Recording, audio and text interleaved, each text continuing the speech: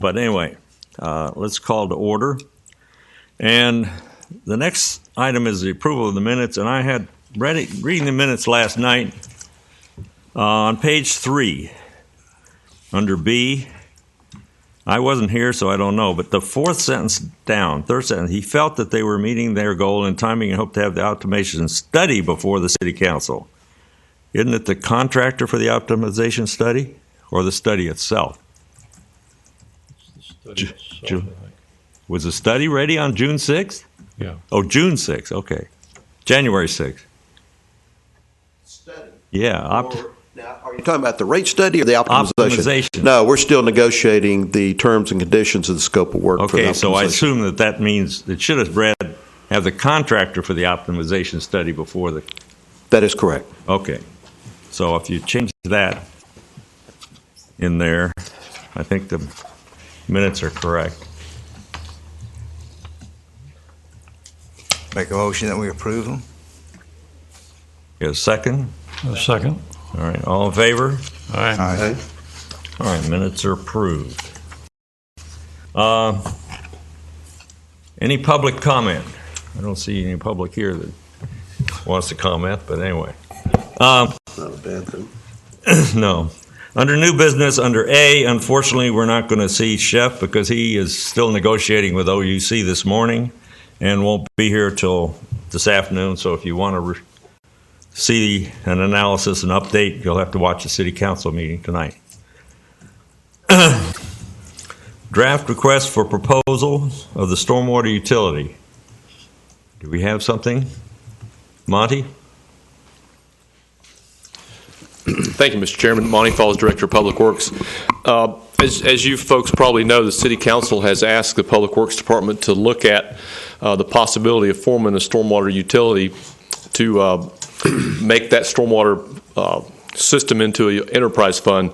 And to that end, we have put together a draft RFP and presented it to each of you for your review and comment. And we're here today if you have any suggestions that you might want to make to that. But if you look at that in your packet, most of the front end is boilerplate, but if I'll direct you over to sheet number 9, the overview in the background. The city's seeking a qualified firm with extensive stormwater utility experience to assist in creating a stormwater utility, establishing a rate structure for stormwater service, and providing recommendations for the stormwater service billing. That is the crux of what we're looking for, and if you will then go over to page 10, part 3, it talks about the proposals. E and F provide a listing of specific experience with establishing rates for school, governmental, nonprofit, owned properties, vacant properties, tenant properties, and provide a specific experience establishing credits for properties with existing on-site stormwater treatment. And I'll hit one more and then we'll talk about those a little bit. In part 5, the scope of services in the task 1, again, it talks about developing the rate structure. And task 2, the billing and collection methods. Task 3, develop a stormwater utility rate structure, including a 5-year cash flow analysis, and determine the exemptions and credits, make sure that it's compatible with our GIS system, create a stormwater layer that we can use in utility billing, and then help us draft ordinances and resolutions as they would be required to implement this.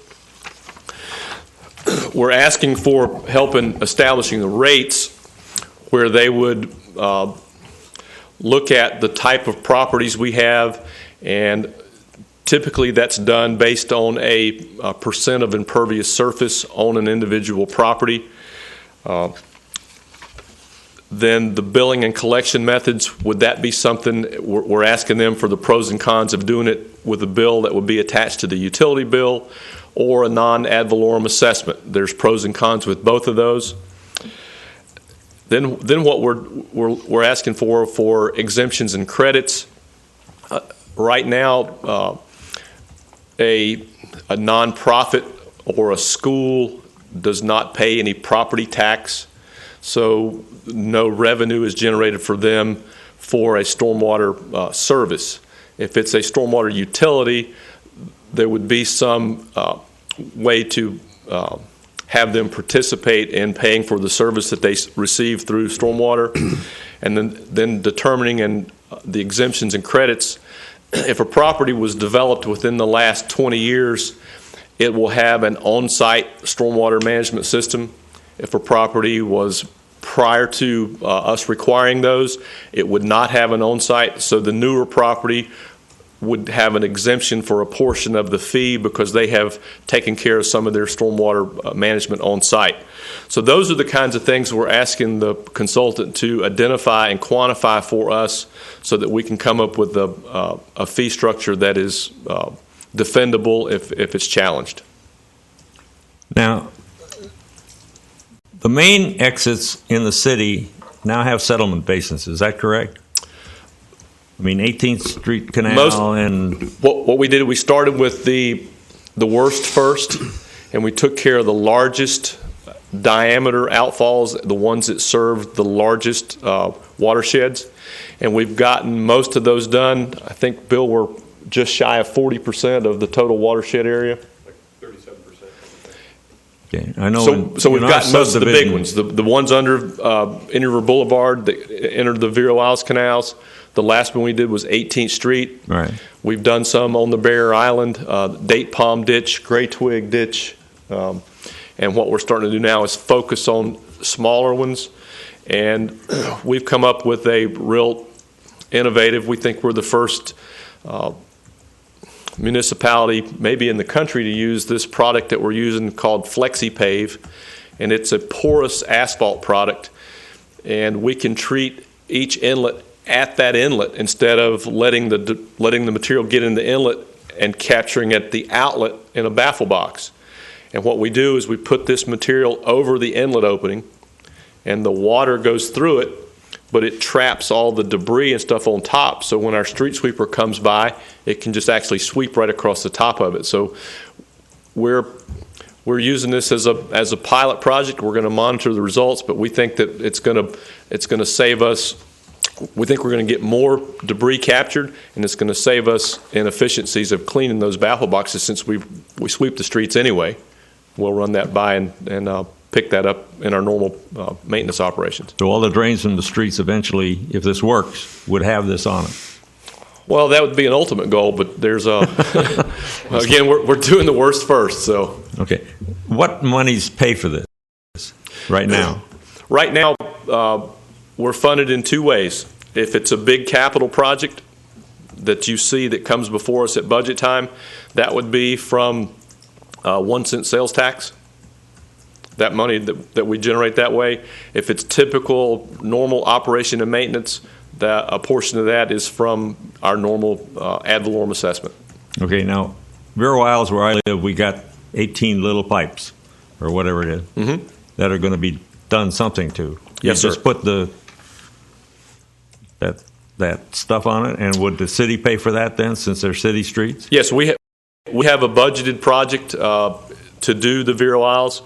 We're going to do two things when we do there. We're going to do some inlet treatment at those inlets, and we're going to reline those pipes. When they were put in, they're old vitrified clay, 6 or 8 foot joints. At each joint, there's a possibility for roots to get in and slow those down. They're small diameter, so we need to make sure that those are maintained. So there's a product you actually go in, put something inside the pipe and expand it, and it creates a new inner lining that doesn't have any voids. Okay. But that's going to be coming up, I think, half of it next year and half the following year, I think, the way we have it programmed out. Okay. Anybody else have questions? Yeah, Monty, I have a question. First, I apologize. I left my iPad at home, but I did keep notes on page 13. Yes, sir. Section 4.2, 4-2. Yes, sir. Referring to city staff reviewing the proposals and approving them. Should that be more specific of who in the city staff? I'm presuming it's City Public Works. Well, one of the things I was going to ask today, if we could impose upon the commission to give us a volunteer to serve on that selection committee, we would sure appreciate having the expertise of the Utility Commission, who's looked at RFPs for other type of work. City staff, I don't think it really matters in the proposal to tell the person that's doing the RFP. He just needs to know that it's going to be composed of people from the city. I assumed that. I just thought it ought to be. But it would be someone from Public Works. We'll try to impose on Rob, somebody from Water and Sewer. Rob's been involved in some stormwater utilities before. And then maybe someone from Finance, because a big part of this is going to be billing. So that's how we would envision it. And then we're going to try to get a volunteer from the Utility and Finance Commission. George? What provision is made with this material for exceptionally high volumes of water? I mean, is there a point where it gets to be so much that you just let it overflow and go into the pipe, into the sewers, the way it's just to keep the streets clear? Yeah, when you design a stormwater system, you design it to capture the things during low flows, usually during the first 1 inch of rainfall. Mm-hmm. If you have a larger event, then as the water rises up, it'll overflow the type of structure. But usually, in that first 1 inch, that first flush, you've captured most of the pollutants, and then the stuff that's running over and above that is usually is cleaner than the first flush. Okay. Thank you. I'd like to volunteer for that RFP. Well, George, that's good. So you got a volunteer. Perfect. Okay. Who pays for the stormwater processes today in our taxes? Yes, sir. Today, it's the normal operation and maintenance is embedded in the ad valorem tax that you pay, and the capital projects, the large projects, are paid for with 1 cent sales taxes as the source and matching grant funds that we are able to get. Mm-hmm. So this process looks like we're going to try to do is make additional revenue over and above our expenses. What the council, what we discussed at budget time, is if we could fill the need for this, then we could free up other capital that is currently being spent on stormwater to try to catch up with our street maintenance. We're deficient in staying on a resurfacing cycle of about 15 years. We're deficient about $500,000 a year, somewhere in that ballpark. And if whatever money this could generate would free some capital money up for that program. And so what analysis has been done that we feel pretty certain that we're going to be able to actually make money doing this? Well, that's one of the things that we're going to have embedded in the study, in the RFP, for them to give us some reasonable assurance that we'll be able to collect that amount of money and have that for us for our presentation to the council at the end. And our intent is to bring, once we get this done, is to bring all this back to the Utility and Finance Commissions again to actually make the selection, and then when we get the report done to bring it back again as well. Because you're probably going to get some pushback from some of those nonprofits that aren't paying taxes today. I would. One of the big things, it's going to be an expense for them that they haven't seen, but we're going to have to do a education job to tell everybody that it's, everybody has to help with their part to do these things that are really positive for cleaning up the lagoon. And that's where the council gave us direction to move forward. Yeah, I get that, but in my reading of this, it was more about making money than the motivation of cleaning the water. That was my take from reading that. I'll make sure as we move forward and start trying to educate folks. Primary we try motivation should be yes, sir. Cleaner water. I agree. I don't know if anyone else felt that way, but I just did. Well, we always want to try and get cleaner water, and there's a lot of it from the stormwater, looking at the leaves and all, and end up going in the gutters and into the canals. Anybody else? All right. Well, thank you. Thank you very much. Yeah, you have. All right, the next item is the status of the electric system study. Jim, is that you? It is, and I think Ted and Tom are both here.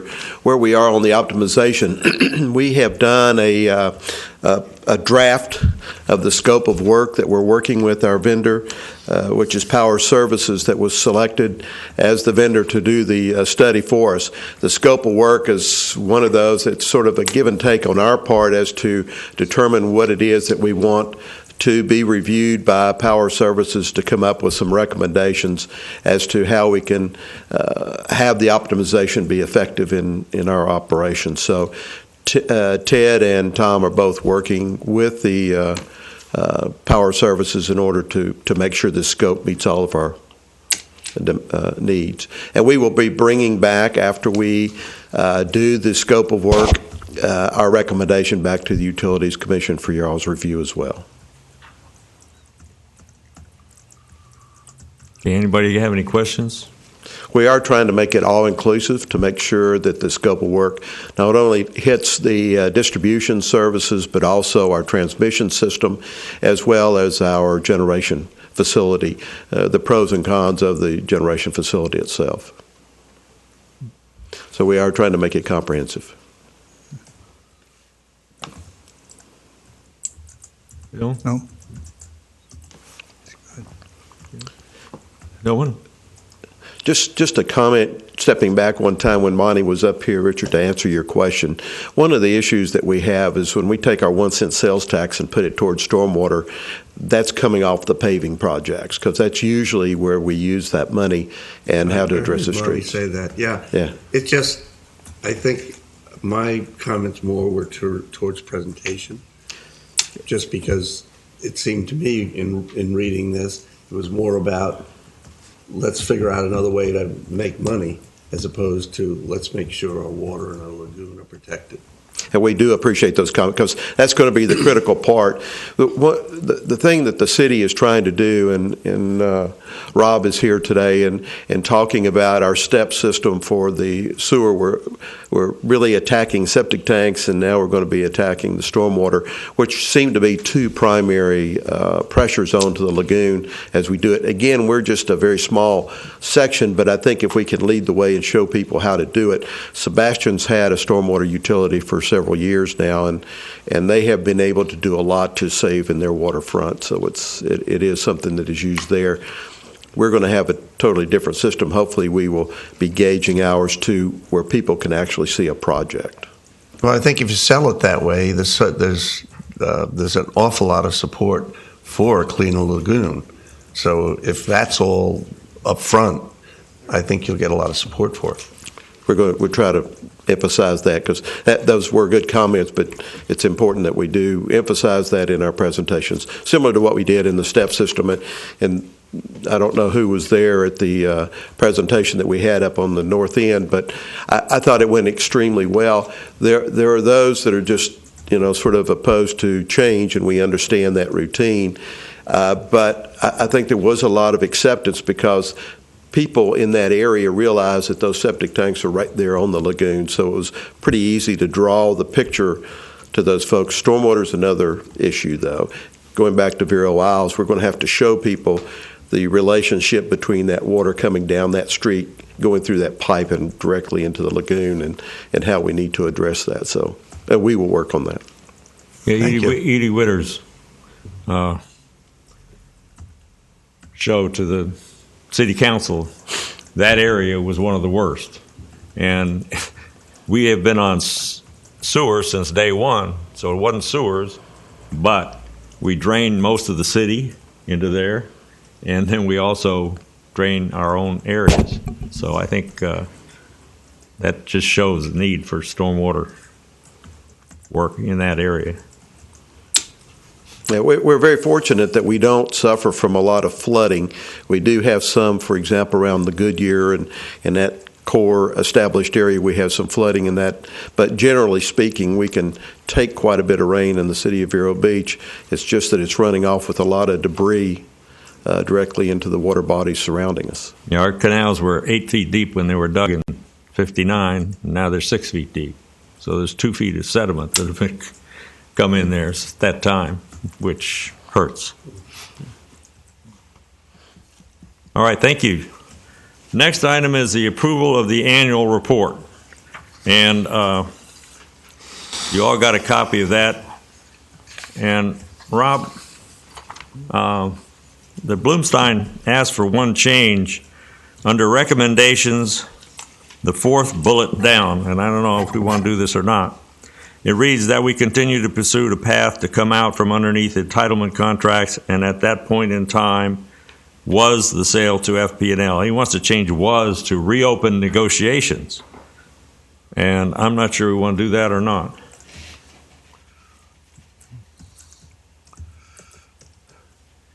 Anybody have any comment? You mean reopen negotiations beyond The sale? 2016? I guess so. I don't know. He's not here, unfortunately, but he left a note for me. I think, To what end? I'm not sure was is correct, but Doesn't read correctly. no. Doesn't, yeah, I agree with that. That would be a city council meeting. Well, this is a recommendation from us to the city council. And is for we, being the commission, continue to pursue a path to come out from underneath entitlement contracts. And that point in time, I would just say, let's delete from and on. Right, it needs And just put a Exactly. period after contracts. Exactly. Is that all right? Yep. That last sentence is a little. Second portion off of the, Well, I mean, if the intent was to reinstitute negotiations with FPL, don't you think that's what the intent was? Yeah, but I don't know as we need, at this point, this is for the 2014 meetings. Yeah. And I think that's included in that we continue to pursue a path to come out from underneath entitlement contracts. If we wanted to make a bullet about reopening a sale to FP&L, that would be a separate bullet. And I don't think we need to reopen at this point. Things are going, we have a contract until 2016. And I think we have to go along with what Chef is trying to do and what we're trying to do to get our costs down. I don't think we need to put that under recommendations. If we want to do that during this year, in 2015, then we can do that. Okay. All right? yeah. All right, we'll delete I that. agree. Do you want to change the date to 2015? Well, the date should be January 2015, yes. That's all. Minor comment. Yes, you're right. Beginning on the top of the first page, it should be January 2015. All right. Unfortunately, Sherry is sick, and I hope she went home so no one else gets sick. Well, that's all the items on the agenda. We have old business, and I have something under old business or maybe under Chairman's Matters from the minutes of the last meeting. There was discussion about education, that we should be educating the public about utilities. And I have a real, I think we do, the best education we do is this program is on Channel 13 right now. Now, what bothers me is if there are 1,000 people in the city watching it, I'm surprised. And the problem is that the other 14,000 people in the city probably don't care. And how do you educate people that don't care? On my way down here, I talked to my neighbor, and he's a full-time resident of Vero Isles, and he didn't even know we had a utility commission. I said I was going to the utility commission meeting. He said, what commission? What utility? And so I explained to him electric, water, sewer. He knew about rates. He knew about the electric rates, but he didn't know we do anything. Well, we've been in the paper. We're on television. How do we educate the population about this, what goes on here, what the city council is doing, what we're trying to do to improve, and, even Rob's step system? How do we get that out unless you go, as most politicians will find out, you've got to go out and shake everybody's hand and tell them what you're for, otherwise they don't know who you are. How do we do that? Well, most people take in their news on little sound bites, little headlines, a little something they grab. They don't get into the full story. And I know it's expensive, and I know it's been discussed many times, but I still think an occasional sound bite, so to speak, of new information dropped in an electric bill would, at least we know everyone using a utility knows that information. And some very basic stuff could be accomplished in 2 or 3 sentences. And after a while, these sound bites add up to a story that they know what they're talking about. They know what they're receiving. So, and don't our electric bills get sent out of North Carolina or someplace? Yes, sir. We do contract out sending out the utility bills. We can do stuffers as an example, and there is a cost associated with that because we have to special order those. I think we all need to sort of understand that the utility issue is a primary project for we in this room right now.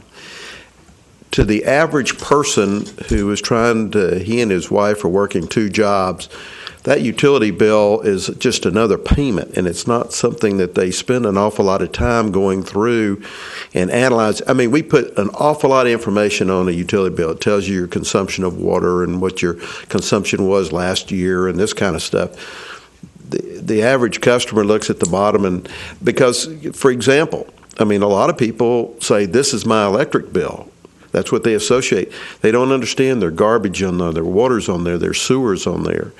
And we have a lot of people that in customer service that we have to sort of educate and show them there's more than just the electric bill on their bill. And Mr. Chairman and Jack, I agree. I wish there was a way to educate people, but to educate people, there's got to be an interest in the education.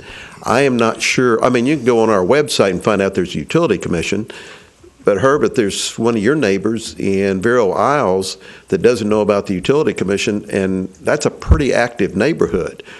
I can tell you a couple of them really know about the sound coming from Riverview Cafe, and they know the police department phone number, but they probably don't really, become engaged. But education implies that both sides are trying to learn something, and I think that's one of the major challenges that we have in our community. It's one of those, depending on who you are and where you are, as to where you put your priorities. And I think we, by the nature of being the local government, have got to strive to improve productivity and drive down pricing and costs where we can. But I think there's an understanding when they vote for Dick Winger as an example that he's going to strive for that, and they don't have to keep an eye on him every day to be educated about what Dick Winger's doing. And so, it is a challenge. I don't know how to do it. The sound bites, I agree with you. I think that we in America, we live on that 30-second sound bite, and that's why we vote for a president. Some people, we don't even know who they are, other than that he sounded good on Fox or CNN or somewhere. Well, Jim, you just touched on something that might be very simple. And that is that a lot of people don't understand. I know when the arguments were going on, people would wave their utility bill around claiming it was their electric bill. And you do have those 4 or 5 items on there and then a total. Possibly, you could on the bill itself that we now have, you could separate those items. Put waste management, trash and water and sewer, and add those, and then put electric in, and down at the bottom, do a separate addition line where you show the utilities and then the electric separate. That way they see the number. Jack, we actually do that. Yeah, the first two lines are the electric. Yeah, and then you go down and then you see water, and it has the consumption pattern of each one of those. Then you have sewer, and then you have, if you live within the corporate limits, you have the garbage bill, the sanitation, I think is what we call it on the utility bill itself. But it tells you what your pricing is out there on the side, and it gives those individual breakdowns. For most people, though, utilities are something they don't want to think about until there's a problem. And then their response is in problem mode. What are you doing to fix it? How soon can it be fixed? And why am I paying all this money if you can't keep it running? So that I think that's like trying to swim upstream. I think we need a different approach if we're going to try and make the utilities seem like a positive thing, something that, well, talk about what would the streets look like if we didn't have street cleaning? What would our garbage look? What would our garbage pails look like if there weren't people coming to pick up garbage every or twice a week? What would the utilities be like if we didn't have the distribution system that we have? You compare, for example, what happened during the hurricane, that people who are on Vero Beach utilities got their service restored more quickly than people who were on FPL. Those kinds of things try and show the positive side of the utilities rather than get pushed into well, it costs that much, but we're really trying to make it as small as possible. People expect a service, but they don't seem to want to pay for it. And I think we have to show them that there is a value for the service, and that there is a need to pay for it, and that the payment is reasonable. George, you're right. A case in point, property taxes. Typically speaking, throughout the year, you don't get very many people talking about property taxes. Once the bill goes in the mail, and the irony is, the majority of the people are paying their property taxes through their mortgage. Yeah. And so, therefore, they don't even relate to the number. Just that property taxes are bad. I don't care if mine was $1 or if it's $500. Mm-hmm. Property taxes are bad. And we go through that routine when the council has to set the budget, and we start talking about ad valorem taxes, and we talk about we're only 6% of the total bill, and if you go down, you got the mosquitoes, and you got all these other people, the hospital district, the schools being the largest of ad valorem tax, but the average person, until they get that bill, they don't really say much about it, but when they do, this is my property taxes, and everybody's bad that's associated with it. And so nobody likes paying for anything. I mean, it's like gasoline. I remember when gasoline we thought it was going to be $5 a gallon. Oh my God, the world's going to come to an end. And they were saying that as they were being interviewed at the gas pump, putting gas into their car. And so it's one of those deals. It's when you receive the bill, and you find yourself in a lot of discussions with people that say, I want to solve this problem, I want to take care of, and we're going through a lot of that for parking, as an example, over on the beach. And we're coming up with all these solutions. It's saying when we presented the bill, that's when all of a sudden these solutions are not as good as they sounded back when we were talking about getting employees in other directions. So it is. It's a very difficult thing to make. I'm charging you something and making it a positive, especially when it's not optional. And that's the other thing. If I go to the theater, that's an optional I'm making a choice there of paying the $10 or whatever it is. But in the utility business, unfortunately, you don't know what you consumed until after you've consumed it. And then in some cases, some people would like to give it back to us. So, so it is a challenge. And I think the education part of it is, I don't know, in my years of service, and unless there's a crisis, and it appears that local government works on a crisis theory that, when the hurricane comes and we get you back up and your neighbors are not necessarily up, then we become the good guys. But 30 days later, why haven't you cleaned up my street? And when are you going to get these trees out of my neighborhood? And then once you get those out of the neighborhood, is don't touch my trees because they're beautiful in my yard, and we go through the tree trimming business. When I was up north, I remember when we had ice storms, that's when I told the electric department, this is our opportunity to go cut everything you can because they don't want you back in there after it thaws. And sure enough, you go in, trim everything you can. Those are the best trimming days, is when you have the crisis situation. But I don't know. It is beyond me as to how to educate people. And if people were reading what was the material that were coming to their homes, and you thought they were digesting that to get information, it would be outstanding. But Jack, unfortunately, I just don't. And in my world, you got all these emails and you get all this literature at your house, which, that one time we were going to become a paperless society, and that never occurred. I don't read that stuff, and it's sort of like reading in a newspaper, unless it's Sunday morning. But in today's world, I may look at the headline. If it doesn't have Vero Beach or Jim O'Connor in it, then you move on to the next article, and I think a lot of people work into that same world. I think a comment earlier was made about publicizing what's going on. I think Herb made the comment that maybe 1,000 people watched Channel 13. I wonder why. I know a couple of things. Channel 13 is only on, I think, one service provider. That's Comcast. It's not on AT&T, and it's not on DirecTV, nor any of the other services. I would ask first, why we only have it on one provider. Since it's intended to be a public service for the city, so that everyone had access to it. Bill, to answer the question, in our franchise with Comcast, we reserve the station.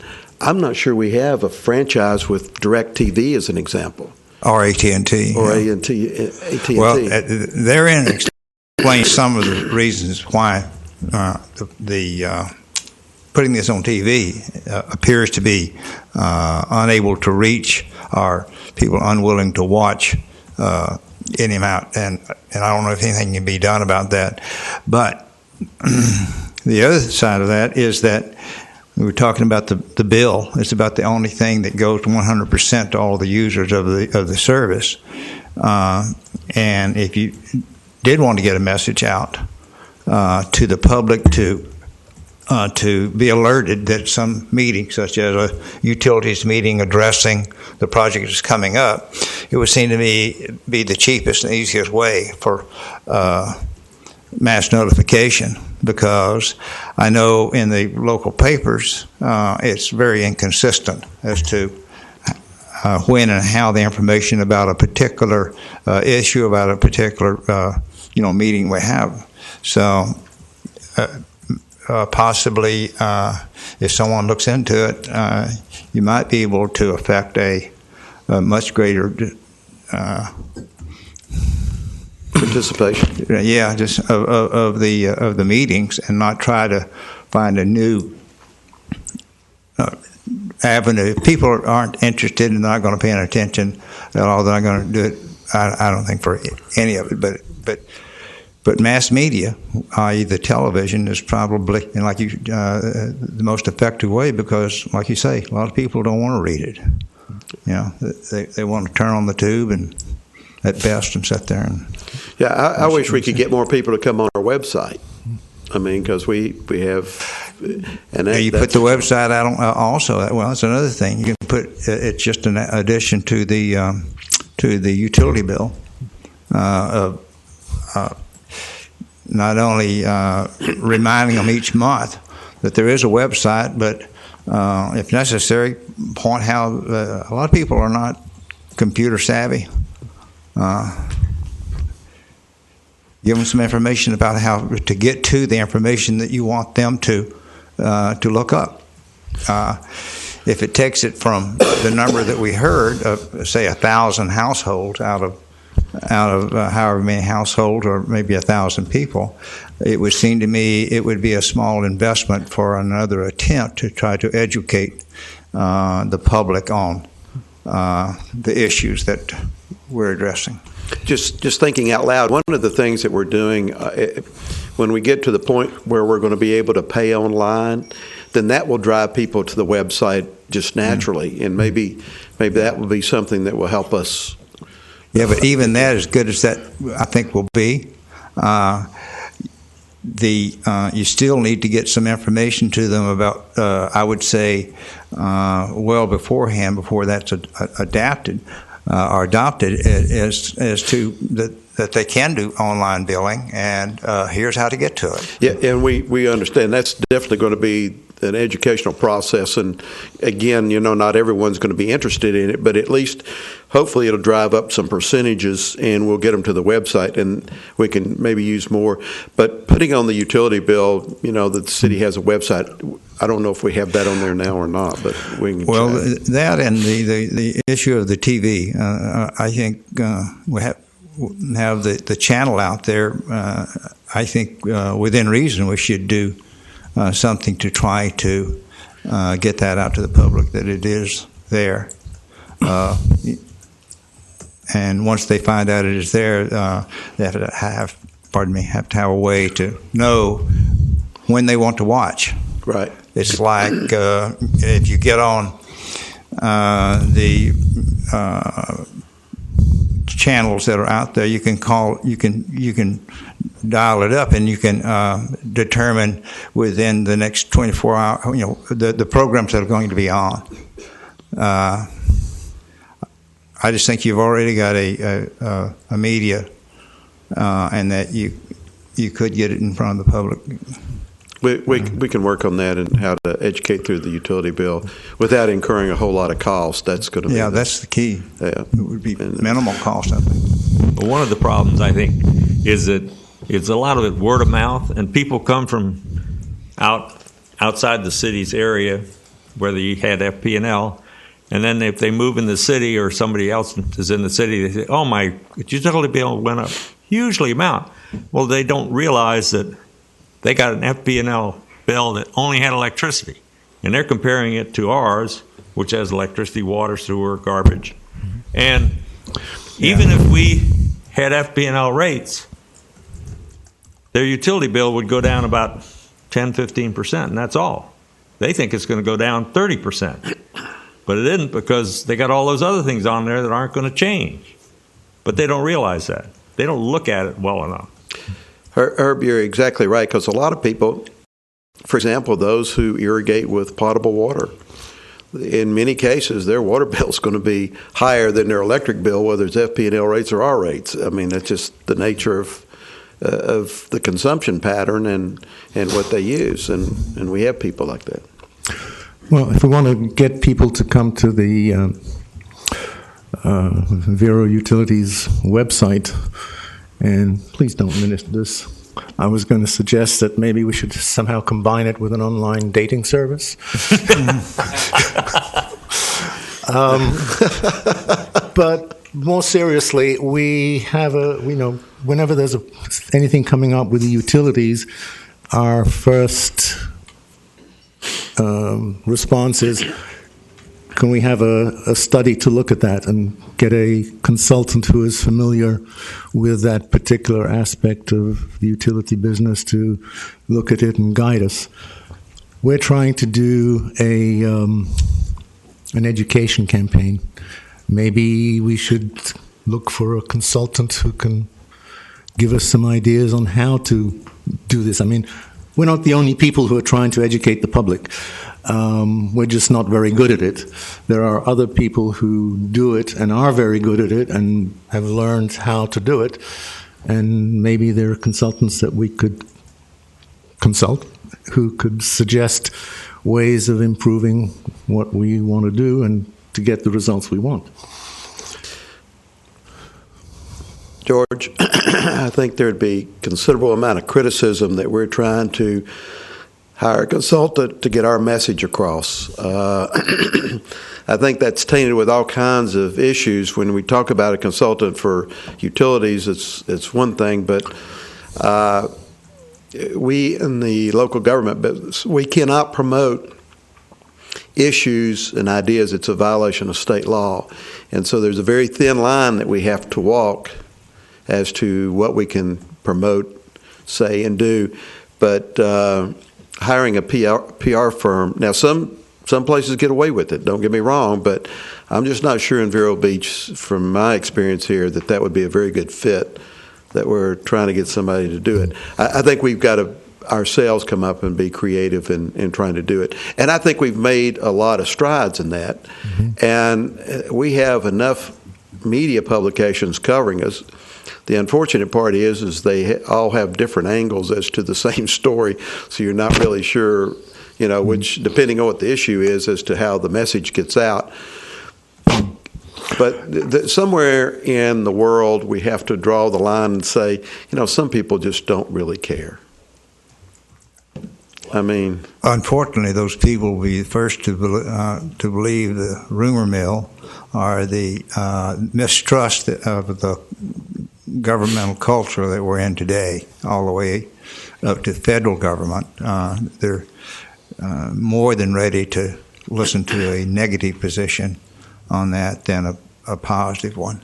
And I think that's any attempt to communicate with them has to overcome somehow that mistrust and negative attitude toward any type of government entity. And I agree with that. Yeah. Well, I don't think it's a matter for the Utility Commission per se. I mean, I think this is more something for the City Council because it affects a lot of other things besides the utilities. But is there anybody within the administration, the staff, who could be assigned to keep an eye on what's going on in the media and be prepared to suggest responses if something's too negative or any negative is being distributed? Georgia City Clerk sort of keeps an eye on the press, disseminates information, and keeps us all aware. We don't have anyone that prepares responses. Now, there are exceptions to those rules. For example, in the police department, we have a spokesperson there that, in case there's an incident or something that sort of speaks for the department. And in our case, for the major part of the organization, I sort of speak on the behalf of the city as well, or the mayor. And so we have that type of, but we try not to get in debates with every article that comes out. I mean, it only takes you to go online one time, and I don't care if it's the Vero News or Inside Vero or Inside Indian River County, whatever they're called, and you look at it, and you look at the bloggers that go down there. The only thing that does is just presents another opportunity for everybody to argue, and that's, again, coming back to our challenges. But and I think you did bring up a good point. I think this far reaches beyond the Utility Commission, and we are continuing to talk about it. The City Council talks about it on a real regular basis, especially when we come up at budget time, trying to get across to the citizens of our community that the values of what we bring when we set a budget. And, it's one of those things that's very easy to make people happy in one neighborhood where you pave a street. It's the other, 300 miles of streets that are not getting paved where people are not real happy about you paving. And those are the type of things we try to make sure that we have enough backup and documentation as to why we chose this street over another street. And, you know, that the old, and I think it's in a lot of the blogs, you know, the good old boy system and all that stuff, we try to stay away from that. We usually have very good documentation as to when we make decisions and how we make those decisions. Again, using third parties in many of those cases that can say that we, the City of Vero Beach, didn't draw this conclusion in a closet somewhere. So, but we are working on it, and again, it is one of those ever-changing challenges that we have. All right. Anybody else? All right. George, you have any comments? No. Bill? Jack? All right. I guess the only thing we need to do is set up the next meeting, and I would go back to the second Tuesday, if that's all right with everybody, which I think is the 9th. Is that correct? 10? 10. All right.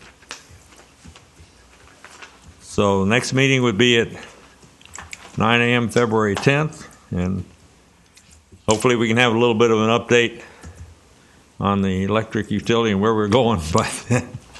And otherwise, listen in tonight. Mr. Chairman, I think George has volunteered to work with Monty and his crew, so George, they'll be in touch with you as to a time and date and location. Yeah, absolutely. And thank you, George. With that, I guess we are adjourned.